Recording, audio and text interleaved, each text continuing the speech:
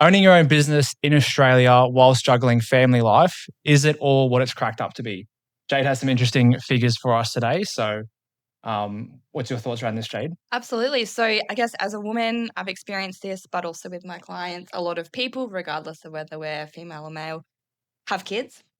And then they say, I don't really want to go back to work, or they have a lifestyle change. And so they decide to start a business.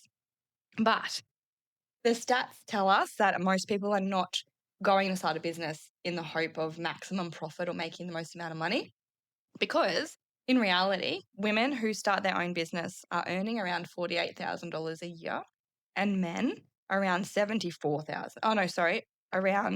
$89,000 a year. Yeah. So for context, the median wage in Australia is $74,000 and the average about $100,000. So we're basically going out to probably do more work to probably end up earning less. And there's the thinking around the starting the business to maximize, I guess, the flexibility with lifestyle, juggling kids. Is that, I guess, the intention people go in to business for? It's usually a big trigger, especially for people that have had kids. They want that freedom, flexibility, ability to do their own work on their own terms. But in hindsight, one of the biggest stresses that business owners face is work-life balance. Yeah. Burnout, cash flow issues, stress that they never had before they started a business. Well, I know this. I have obviously personal experience with this, and I know you do as well. Owning your own business, whilst you might, seem you can work less and earn good money still, the reality is often, especially in the early starting periods of a business, that's not always the case. So is that kind of, I guess, what the stats show as well? They do. And I think for anyone that has started a business, they will realize it might be 6 or 12 months before you take a wage from that business or you pay yourself anything, because it's so labor intensive to get it going. Yeah. Or you're expanding to a point where you've got to bring on more staff. So like, okay, well now, well, that staff member gets up and going, I'll have to not pay myself so I can pay that staff member. And so you can grow. So it's kind of like that. Kicking the can down the road again. Yeah. Yeah. And it's an interesting stat you mentioned around the difference in income between men and women when it comes to the business income. Yeah. What do you think the cause of that is? It's usually due to home duties. Okay. Childcare, child raising. Women who start a business more often work part-time. Yeah. Whereas men might actually work more than 40 hours a week. Yeah. So okay. So that makes sense. So I guess the takeaway with that situation is not necessarily don't start a business, don't pursue that, because obviously there's examples where people do have good work-life balance and have a good living and make that all work. But just understand, I guess, what you're getting yourself into and what is a likely outcome, particularly in the short term, around work-life balance. It is funny, you do hear a lot of people say, I want to have more flexibility and freedom with the business, but what I've found is, especially in the early days, is considerably less freedom and work-life balance to get the thing started and operating. Excuse me. Absolutely. So I think it's important not to get caught up on Instagram, social media, all that, because there are a lot of very lavish business owners on there flashing their cash around. There are a lot of like MLM groups, I think, for women too. You've got all this freedom and flexibility, but there's always the 1%. Like no matter what industry, whether you're playing sport, you're not going to play professional sport. You're not going to, these people that you see online that are super successful are the best of the best. Well, and the reality is sometimes they're not actually super successful and they just lie. That's right. Or they have big debts. Yeah. I obviously won't mention names, but I've seen examples of people, I've known their financial situation and they've been part of one of those groups. And they're sprouting online their income and this flexibility, but the reality behind the scenes is that they're, financially in disarray. Because they're financially incentivized to obviously get more people involved in those businesses. That's how they make their income. They're obviously going to spin it as a positive. So it's just good taking that, with a grain of salt a lot of the time, like you said, particularly with MLMs and all that sort of thing. It's And like for a lot of people, once you do have and like this is very much family based, because a lot of people are triggered by having kids to start a business. Yeah. Like you said, it works for a lot of people. Both of us have a lot of very successful business clients, but it's probably more work than what you were doing even if it's just initially, Yeah. there is that period of time where it's probably more work than you ever expected you would be doing. Yeah. And if you're front loading and increasing your work in the period where you also have little ones, Young kids. it's probably the worst timing rather than you're doing it, for that reason. So you might be timing it in the worst possible way, potentially. Yeah. Heading straight for burnout. Yeah. So with all those statistics and stats in mind, if someone does have that circumstance where baby's on the way or baby's just got here and they do want some kind of flexibility and they still need some income coming in to make the household work, what are your suggestions? This is a tough one because obviously everybody's in a different situation. Yeah. So from speaking from my own experience, I chose a line of work that I didn't always love. Like I had to find a passion or the right client group that I really wanted to help. But I stayed in the industry mostly because I knew it was going to be a family-friendly type of role, right? Yeah. I'm not in a cafe working front of stuff, all that sort of stuff. Like I don't actually physically have to be dollar for dollar every minute working. I've got my clients and I'm working on projects as such. There's some leverage there. There is. So those sort of roles where you're not, your work is not task-based and you're directly working with people all of the time. Yeah.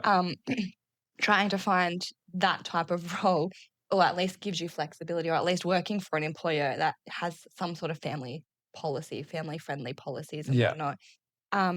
If you do want to start a business, I would not just randomly start a candle making business and you've never made candles before. Yeah. Don't go on a learning journey with young children and maternity leave. Do something that you might know. So personally, I started a financial planning business because I had done financial planning for 10 years and nothing was new. And even that was bloody hard. Yeah. And just, be prepared for late nights. And I think just having expectations that it's not going to give you probably everything.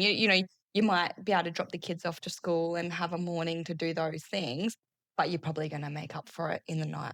So it's a different lifestyle. It's a lifestyle, right? Yeah. It's not a job where you're there 9 to 5. So just don't go into it with your blinkers on. Just have a good idea of the actual... what you sort of want to do and get out of it. Yeah. The actual reality. So I know with myself being a business owner, one of the things that we've actually found some good success in with having high-level talent in our business is making the system work or the business work in such a way that there is flexibility for particular team members. For some of the mothers in the business, they work a 4-day week, which gives them, it's not everything, but that one extra day to sort of catch up on things, spend time with the little ones, and that's the biggest, most that's their favorite part of the thing. So it can work in that way too. Like you can have flexibility while still working with someone if it's the right role. So I like we said, I started a business and then I went back to being employed. Because the burnout and the mental load was far too much for me. Even though I knew my job inside and out, having a business on top of that was so much. And so I've gone back to working 4 days a week.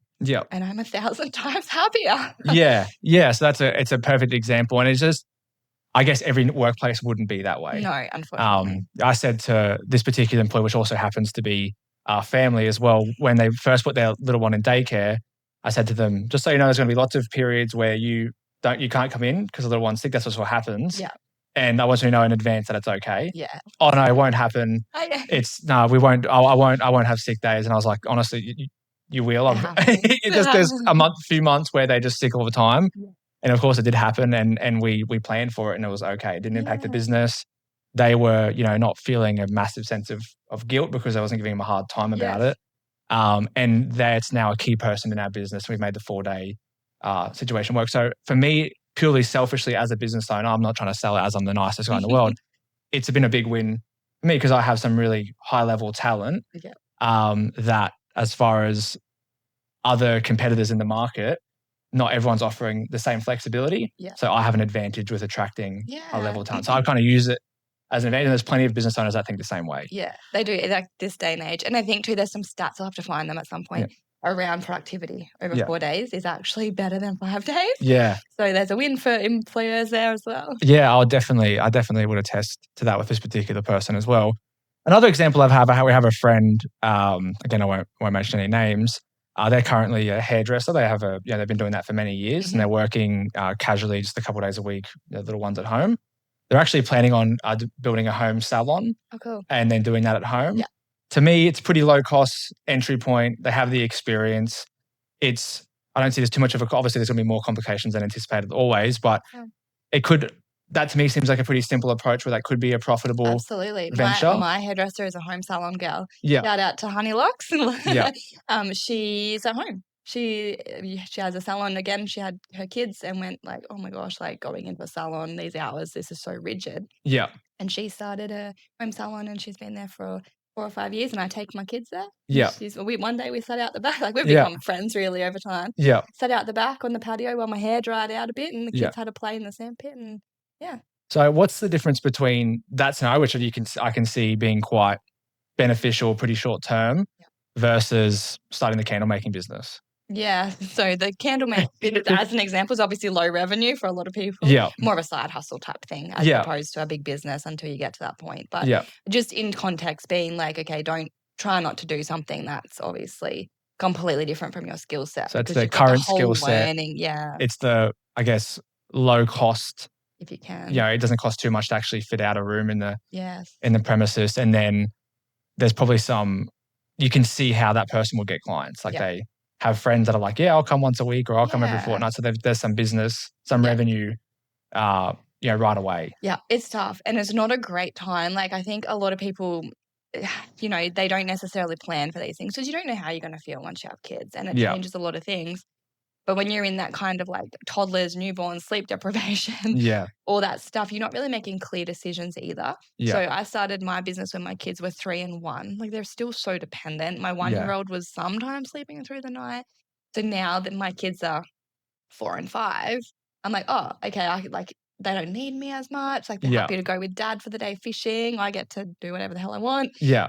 But I didn't have that, 2 or 3 years ago. So I guess it's also timing and realizing, at what point are you with kids? Like, do you need to wait until they're a little bit older? It's okay. You don't have to make decisions right away. Yeah. And just being realistic with the household capacity, the time and energy the capacity is a big thing. That people, that's available with juggling everything. And the reality is it's hard. Yeah. Some people do it. Like if you're set on starting your own business, like don't take this as something to not do. Absolutely. But just go in with, I guess, that knowledge that it's probably going to be tricky, at least in the early days. And I personally grew up in a self-employed household. Yeah. And my parents still are. And I have a self-employed husband. Yeah. And I still went into business and then decided I didn't want to do it. So sometimes you actually just have to do it. What's the worst that can happen? You don't like it, you go and get a job again. Yeah. And I guess if you can approach in a way that you're minimizing the downside, financial costs. Like rather than, I need to buy $60,000 equipment to start before we have all that sort of stuff. If you can go in it with a way of how can we, I guess, test it, get some, some reps on without, massive outlay or financial risk. Yeah.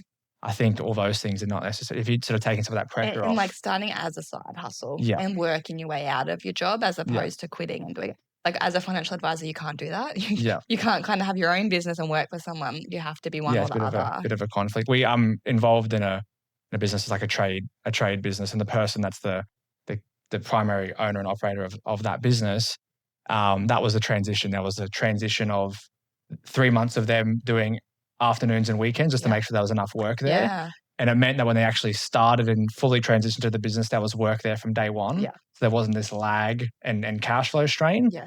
And it's just made that transition smoother to the point where they're not behind on things and they're able to pay their tax right away. They're not getting behind on super and all this sort of stuff, which tends to happen with small businesses. Yeah.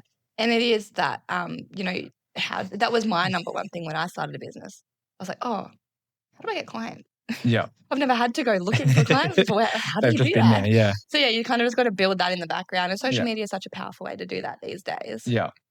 Cool. All right. Well, that's I think that's a lot of helpful information there for people, juggling family life and considering jumping into business.